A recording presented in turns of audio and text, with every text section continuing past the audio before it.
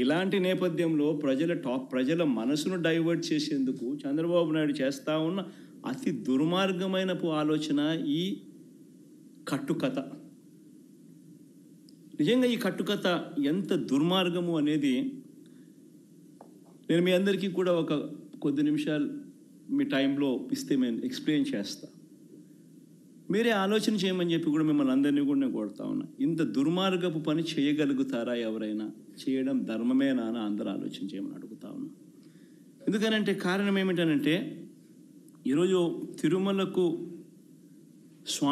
స్వామివారికి వచ్చే ఈ నెయ్యి, ఈ తిరుమలకు వచ్చే ఈ నెయ్యి చంద్రబాబు నాయుడు గారు అన్న మాటలు దీనికి సంబంధించి ఈ నెయ్యిలో కల్తీ జరిగింది అంటూ తాను అన్న మాటలు నిజంగా ఎంత దారుణమైన మాటలు అంటే నాశరికమైన ఇంగ్రీడియంట్స్ వాడారని, తిరుపతి లడ్డులో యానిమల్ ఫ్యాట్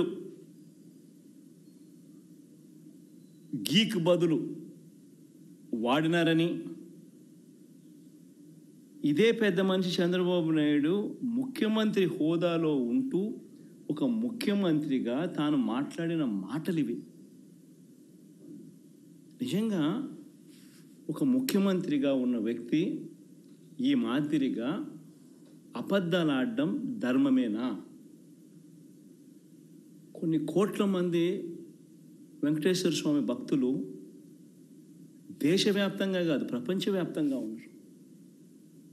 వారందరి మనోభావాలను ఆడుకోవడం ధర్మమేనా? నిజంగా అసలు ప్రొసీజర్ ఏంది, ప్రక్రియ ఏంది, ఎలా జరుగుతుంది అన్నది నిజంగా కూడా అందరూ ఒక్కసారి ఆలోచన చేయాలి. ఈరోజు ఈ నెయ్యి సప్లై చేసే ఈ కార్యక్రమం ఏదైతే జరుగుతూ ఉందో ఇదేదో కొత్తగా జరిగే కార్యక్రమం కాదు. ఇది ప్రతి 6 నెలలకు ఒకసారి ఇది రొటీన్గా రెగ్యులర్గా జరిగే కార్యక్రమం. ప్రతి 6 నెలలకు ఒకసారి ఆన్లైన్లో టెండర్లు పిలుస్తారు. ఆ ఆన్లైన్లో పిలిచిన టెండర్లకు ఆధారంగా కంపెనీలు కోట్ చేస్తాయి. L1 ఎవరికి వస్తారో వాళ్ళని బోర్డు అప్రూవ్ చేస్తుంది. ఇది రొటీన్గా 6 నెలలకు ఒకసారి రొటీన్గా జరిగే కార్యక్రమం. మరి రొటీన్గా జరిగే ఈ కార్యక్రమం ఏదైతే ఉందో దీనికి సంబంధించి ఆ క్వాలిఫికేషన్ క్రైటీరియా ఇటువంటివన్నీ కూడా కొత్తగా మార్చింది ఏమీ ఉండదు. ఎవడు మార్చేది ఏమీ లేదు, కొత్తగా మార్చింది అంతకన్నా లేదు. ఎప్పటి నుంచో జరుగుతున్న ఈ క్వాలిఫికేషన్ క్రైటీరియా తిరుమల తిరుపతికి సంబంధించిన వెంకటేశ్వర స్వామికి సంబంధించిన లడ్డు అనేది ఎంత ప్రసిద్ధి కాంచిన లడ్డు అంటే దానికి సంబంధించిన లడ్డు తయారీలో వాడే ఈ నెయ్యి కానీ వాడే ఇంగ్రీడియంట్స్ కానీ ఇవన్నీ కూడా దశాబ్దాలుగా జరుగుతూ ఉన్నాయి. ఇవన్నీ ప్రొక్యూర్మెంట్ ప్రాసెస్ అనేది ఇదేం కొత్తగా ఎవడు వచ్చి చేసేది ఏమీ లేదు, ఎవడు కొత్తగా దాంట్లో ఏలు పెట్టేది లేదు. రొటీన్గా జరిగే ఈ కార్యక్రమం 6 నెలలకు ఒకసారి రొటీన్గా జరిగే కార్యక్రమంలో ఎవరు L1గా వస్తారో వారికి ఇస్తారు. మరి ఎవరు సప్లై చేసినా కూడా మరి ఎవరికి L1గా వస్తారు, ఎవరు సప్లై చేసినా కూడా వాళ్ళు ప్రతి ఒక్కరూ కూడా వారు సప్లై చేసిన ప్రతి ట్యాంకర్తో పాటు, వెరీ ఇంపార్టెంట్ ఈ పాయింట్, వాళ్ళు సప్లై చేసిన ప్రతి ట్యాంకర్ నెయ్యితో పాటు వాళ్ళు NABL సర్టిఫై చేసిన సంస్థ నుంచి, అంటే NABL అంటే నేషనల్ అక్రెడిటేషన్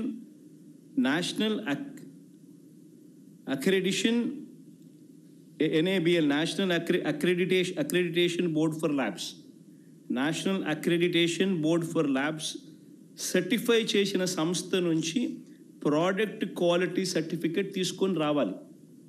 రూల్ వచ్చిన తర్వాత ఇక్కడ TTDలో ఆ ట్యాంకర్లో నుంచి 3 శాంపుల్స్ తీసుకొని 3 రిపోర్ట్స్ పాస్ కావాలి. ఇది routine process, compulsory process for anybody. ఈ 3 టెస్టులు పాస్ అయిపోయిన తర్వాతనే ఆ నెయ్యి కానీ ఆ ఇంగ్రీడియంట్స్ కానీ ఏదైనా కూడా ప్రసాదంలో వాడడానికి టీటీడీ వాడకంలోకి తీసుకుని వచ్చేదానికి బండిని ముందుకు పంపిస్తారు. లేకపోతే vehicle it self will not even go forward. లేకపోతే అసలు ముందుకు కూడా పోదు. రిజెక్ట్ ఆ 3 శాంపుల్స్లో ఏది పాస్ కాకపోయినా కూడా అసలు నీకు అసలు శాంప్లింగే అసలు నీకు అసలు ఆ బండి ముందుకే పోదు, ఆపేస్తారు, రిజెక్ట్ చేసేసి వెనక్కి పంపించేస్తారు. దట్ ఈస్ ప్రక్రియ. This is compulsory. మరి నేను అడుగుతా ఉన్నది ఒకటి, చంద్రబాబు నాయుడు మరి ఏదైనా కానీ రిజెక్ట్ అయిపోతే అసలు నువ్వు వాడే అవకాశమే లేదు, వాడే పరిస్థితి లేదు. మరి అలాంటప్పుడు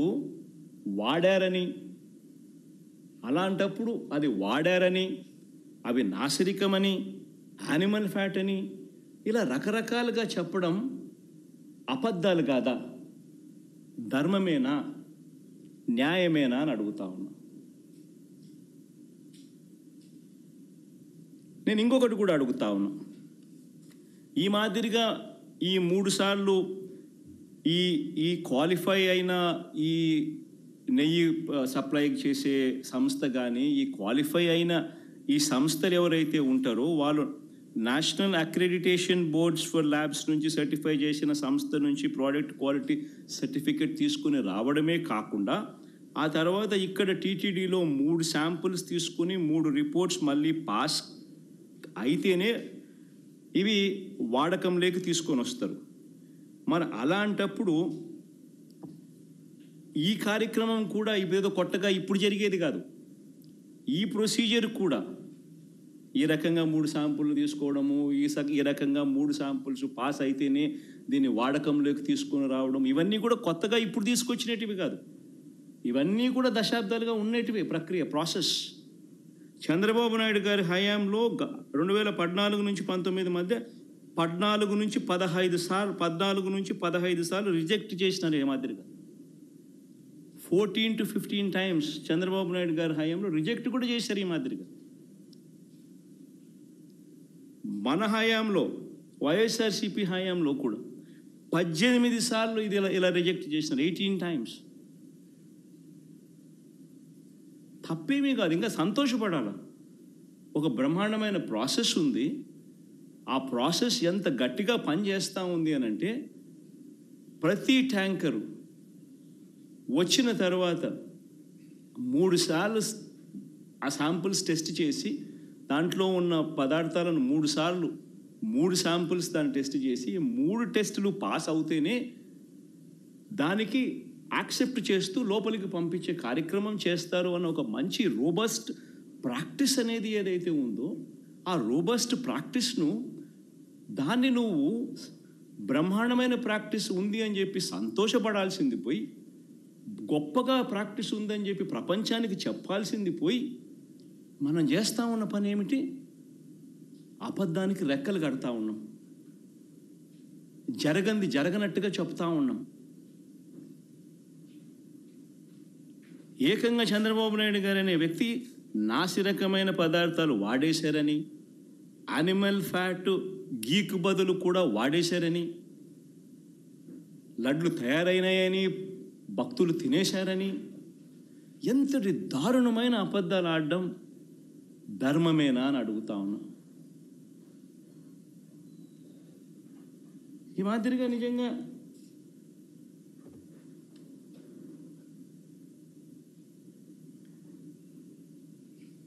ఆశ్చర్య కలిగించే విషయం ఇంకొకటి చెప్పాలి. అసలు ఈ రిపోర్టు రిజెక్ట్ అయిన రిపోర్టు మొట్టమొదటిసారి జూలై 12వ తారీఖున, అంటే ఎవరి హయాంలో, ఎవరు ముఖ్యమంత్రి? జూలై 12వ తారీఖున శాంపుల్స్ తీసుకున్నారు. అంటే ఎవరు ముఖ్యమంత్రి, ఎవరి హయాంలో ఇది? చంద్రబాబు నాయుడు గారు సాక్షాత్తుగా ముఖ్యమంత్రిగా ఉన్న హయాంలో. ఆయన జూన్ 4న ఎన్నికల్లో రిజల్ట్స్ అయినాయి. జూలై 12 ఆయనే ముఖ్యమంత్రి. ఆయన ముఖ్యమంత్రిగా ఉండగా శాంపుల్స్ జూలై 12వ తారీఖున శాంపుల్స్ తీసుకున్నారు. వచ్చిన ట్యాంకర్, ఒక ట్యాంకర్ తిరుపతికి ఆ టైంలో వస్తే, ఈ నెయ్యి సప్లై చేసే ట్యాంకర్ వస్తే దాంట్లో నుంచి శాంపుల్స్ తీసుకున్నారు. ఈ శాంపుల్ను 17వ తారీఖున 17th అంటే వాళ్ళ టెస్టులన్నీ చేసి, ఆ 3 టెస్టులు అక్కడే వాళ్ళు చేస్తారు. చేసిన ఆ టెస్టులు సరిగ్గా రాలేదు కాబట్టి ఆ శాంపుల్స్ను 17వ తారీఖున NDDBకి పంపించినారు, నేషనల్ డైరీ డెవలప్మెంట్ బోర్డుకు. వాళ్ళు 23వ తారీఖున రిపోర్ట్ ఇచ్చినారు.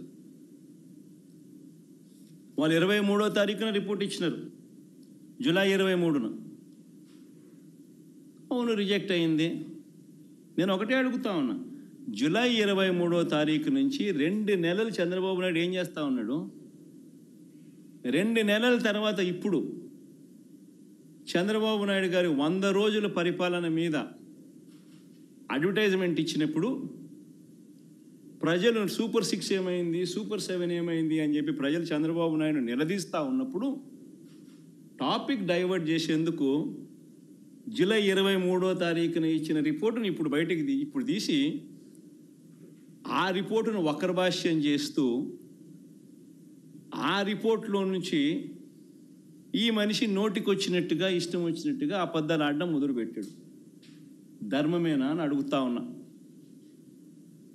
ఇంకొకటి ఆశ్చర్యకరమైన విషయం కూడా చెప్పాలి. ఆశ్చర్యకరమైన రిపోర్ట్ ఏంటంటే, పోనీ రిపోర్ట్ ఏమిటి అని ఒకసారి చూద్దాం. ఇది రిపోర్ట్.